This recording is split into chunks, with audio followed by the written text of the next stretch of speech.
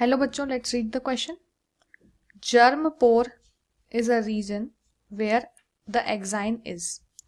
Option number A thin, B uniform, C thick and uniform और D है absent. तो हमसे क्वेश्चन में क्या पूछ रहा है? Germ pore is a region जहां पे एक्साइन कैसा रहता है. ठीक है, तो इसके लिए सबसे पहले आपको पता होना चाहिए इसका की कॉन्सेप्ट. इसका की कॉन्सेप्ट क्या है? इसका की कॉन्सेप्ट है आपका structure of pollen grain.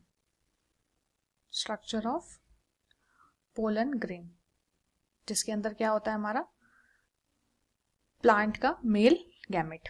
Okay, pollen grain.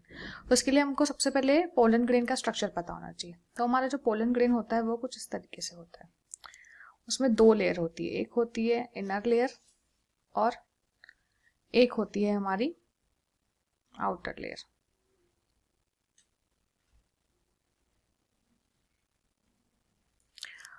अंदर होते हैं दो तरीके के न्यूक्लियस.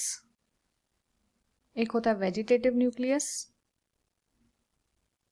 एक होता है हमारे पास ये वेजिटेटिव न्यूक्लियस और एक होता है जनरेटिव न्यूक्लियस. ठीक है, तो लेट्स लेबल दिस फर्स्ट. ये है हमारी inner layer which is known as intine. ये है हमारी आउटर लेयर जिसको हम बोलते हैं एक्साइन. ये जो बीच में आपको स्पेस दिख रहा है इनको हम बोलते हैं जर्म पोर.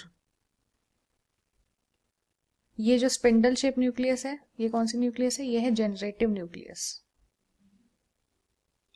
और इसको नरिशमेंट देने के लिए हमारे पास जो ये न्यूक्लियस है वो है वेजिटेटिव न्यूक्लियस.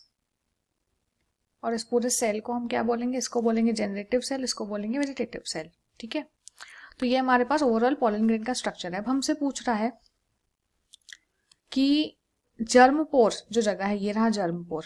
तो ये कौन सा रीजन? ये ऐसा रीजन है जहां पे एक्साइन का क्या रोल है, मतलब एक्साइन कैसा है बेसिकली, है ना. तो हम यहाँ देख रहे हैं जर्म पोर. तो सबसे पहले देखो, जो इनर लेयर इंटाइन वो बनी रहती है हमारे पास सेल्यूलोस और पेक्टिन की. ठीक है, फिर हम एक्साइन की बात करें तो एक्साइन जो होता है वो हमारा बना होता है एक बहुत ही ज्यादा रेजिस्टेंट मटेरियल का जिसका नाम होता है स्पोरोपोलेनिन. ठीक है, स्पोरोपोलेनिन. इसको आप इजिली डिग्रेड नहीं कर सकते हो. ठीक है, it is very impossible to break it.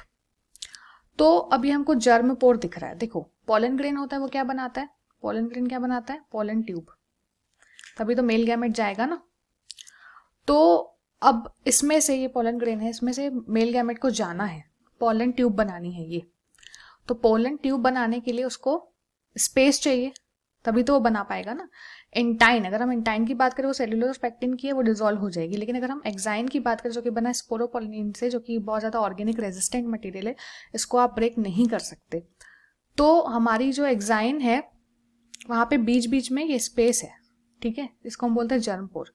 तो यहाँ पे हम देख रहे हैं जर्म पोर पे एक्साइन नहीं है. ठीक है, रेड वाली एक्साइन यहाँ पे नहीं है, इट इज कंप्लीटली एब्सेंट. ठीक है, क्या है यहाँ पे? Exine is absent. तभी तो वहां से आगे पोलन ट्यूब बनेगा ना, है ना, बिकॉज आप इसको ब्रेक नहीं कर सकते स्पोरोपोलेनिन को. ठीक है, तो अब हमसे क्वेश्चन में पूछा है germ pore is a region where the exine is. यहाँ पे हमको एक्साइन दिख रहा है क्या? नहीं, तो यहाँ पे एक्साइन नहीं होगा, है ना. ऑप्शन ए क्या बोल रहा है? थिन. नहीं, थिन भी नहीं है. बी हमको बोल रहा है यूनिफॉर्म. यूनिफॉर्म है क्या? बिल्कुल नहीं.